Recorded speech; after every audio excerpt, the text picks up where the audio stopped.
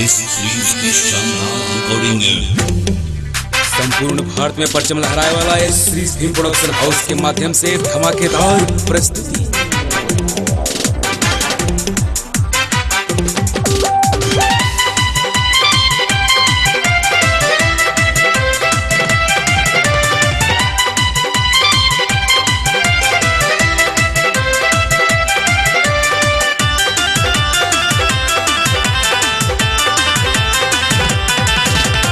पूजा के थाली सजाइल बाटे, पूजा के थाली सजाइल बाटे, माई दुर्गा के माई काली के नव देवी के पूजन आइल बाटे, नव देवी के पूजन आइल बाटे।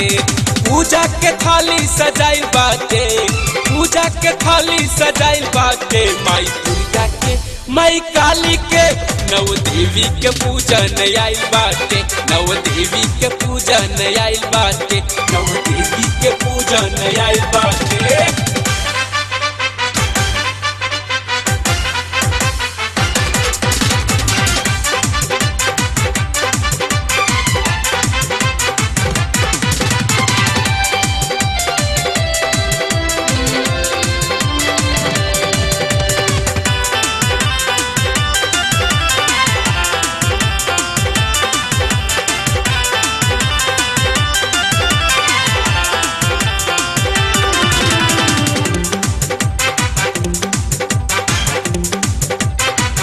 केहू कहे दुर्गा तो केहू कहे काली, केहू कहे काली हो केहू कहे काली।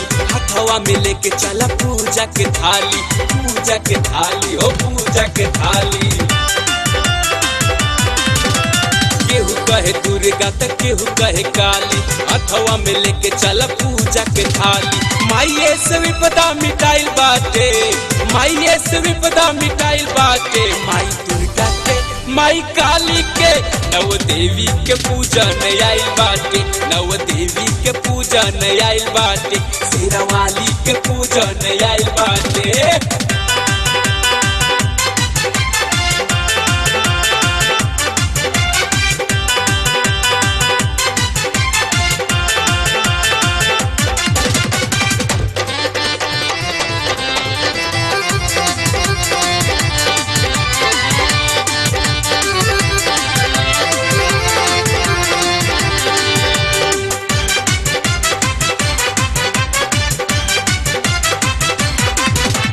महिषा के नाश कैली जग उद्धार हो, जग उद्धार हो, जग उद्धार हो। एक हाथ तीर झूल दूजे में कटार हो, दूजे में कटार हो, दूजे में कटार हो।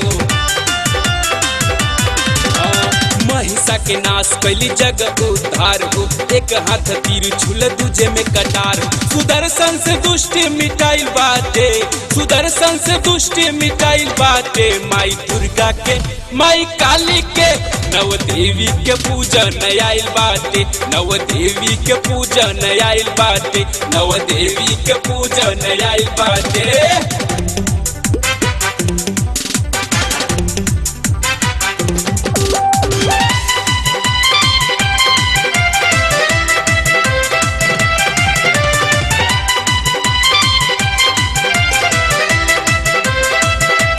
भारत में परचम लहराए वाला है श्री फिल्म प्रोडक्शन हाउस के माध्यम से धमाकेदार प्रस्तुति। नव रूप माई के गजब निराला, गजब निराला हो गजब निराला। माई चरनिया में जगवा समाला, जगवा समाला हो जगवा समाला।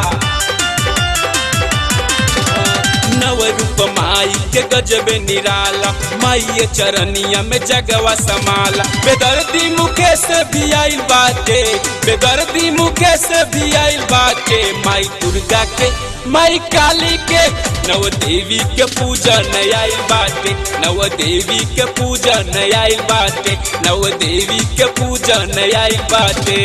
पूजा के थाली सजाइल बाटे, पूजा के थाली सजाइल बाटे, माई दुर्गा के माई काली के नव देवी के पूजन आइल बाटे, माई चंडी के पूजन आइल बाटे, तारा रानी के पूजन आइल बाटे, माँ भवानी के पूजन आइल बाटे, शेरावाली के पूजन आइल बाटे, मेहरवाली के पूजन आइल बाटे, आवे काली के पूजन आइल बाटे, नव देवी के पूजन आइल बाटे। SCC